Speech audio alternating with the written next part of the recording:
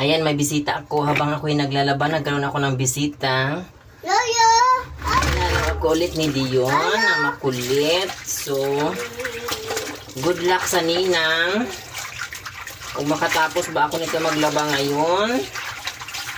Kasi ang bata po ay naglalaba din siya.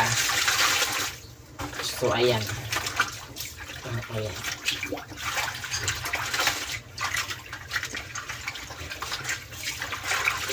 Lalo! Ganito ka hirap pag mayroong maliit na bata. Kaya, hindi ko na lang pangarapin na magkaroon ng bata. Dahil itong aming bisita ay ang gulo.